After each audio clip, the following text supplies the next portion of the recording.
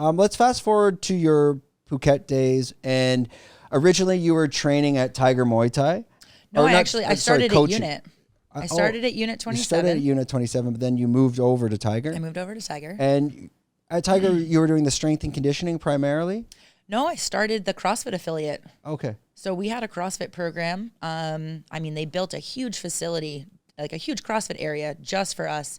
I hosted a couple CrossFit competitions. And the coolest thing about the Asia CrossFit competition circuit is that everyone's flying in from everywhere, right? So you have all these different nationalities and cultures and stuff coming. And so, okay, this is the example. In the States, when you have a comp, the gyms will show up and like this gym will be here and then the next one, and they all pop up their coolers and their chairs with their specific gyms. But in Asia, right, everyone is just cheering each other on, and it's like a big reunion and a catch up because we're all kind of chasing that same competition circuit. So yeah, it was called the Island Battlegrounds. Maybe someday I'll bring that back to Phuket. And maybe even up here in Bangtao would be a great place to host a competition. Yeah, you're starting to see a lot of people coming up to the Bangtao Muay Thai and MMA, and they're all wearing their AKA shirts and Tiger shirts. So it's a melting pot, right? Well, I'm starting to wonder what's going on. I have a feeling. I haven't asked the question. Hopefully those gyms don't get mad at me because I've had Mike Swick on before. Sorry, Mike. But it seems to me that if I was to guess, they're coming to Phuket, they're starting at those gyms, then they're getting wind of what's up here, they're visiting it, and they're not going back. That's my guess. I mean, there's a certain magic to the soy that I don't think you can ever replace. The community there. The community. Absolutely. Correct. Yeah. You might follow specific coaches. I think, facility speaking, right? Theirs is brand new and it's fresh and stuff. But yeah, I think that the community, the vibe and the feel on the soy, I mean, yes, it's slower. It's different than it was pre-COVID days, but even training there now, it's still a piece of magic. It's a real community, not just in terms of the gyms, but I mean, of all the other facilities. It's this one street with the massage parlors.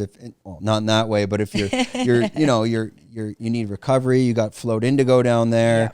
Yeah. Tons of healthy restaurants to eat at. It's so the physio easy to find down good there. food. Yeah, great physios, pharmacies that know all kinds of things that you need for sports injuries and stuff. So yeah, it's definitely the community. But I see it coming up here, but it's going to take time. Yep. Slowly, you'll start to see these restaurants. One will pop up. I heard Ollie's might be popping up here. Really? Someone was saying they're coming up here. Once people move up here, I don't know if we have this like turf war. Yeah. Like this. I was wondering. I was like, are people getting mad? Like, I don't know what's going on. I think to hit the nail on the head, it's the distance to the beach. Right. That's the game changer. And the fact that like when you're in these places like Rawai, well, you're not going to go to Rawai Beach, you go to Naiharn, but you always need to jump on a main road of some sort where there is traffic and it's not as pleasant. But over here, it's very back roads. Mm-hmm. So like you're at the gym and you kind of pop out and there's like 2 motorbikes you'll see ripping around, and then you're at the beach in 2 seconds. And that's kind of one of my arguments. Well, for myself personally, I'm like, I'd love to live at the Soy and down there. The community's great.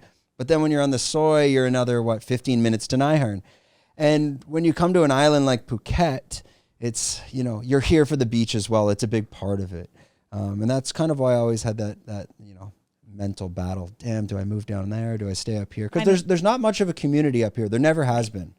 And it could get that way. It could, but you're talking a couple. A while, yeah. This is my first time in 6 years that I've not lived in Chalong. So I'm living in Rawai, and I'm loving it. Why did you make that decision? Because I had heard everybody had moved to Rawai. And so I was like, you know what, let me give this a try. So, I booked a hotel for a couple weeks, my first couple weeks here. And then I was just like, I'm not going back. It's easy to get to Chalong. It's easy to get to Naiharn. There's so many more restaurants,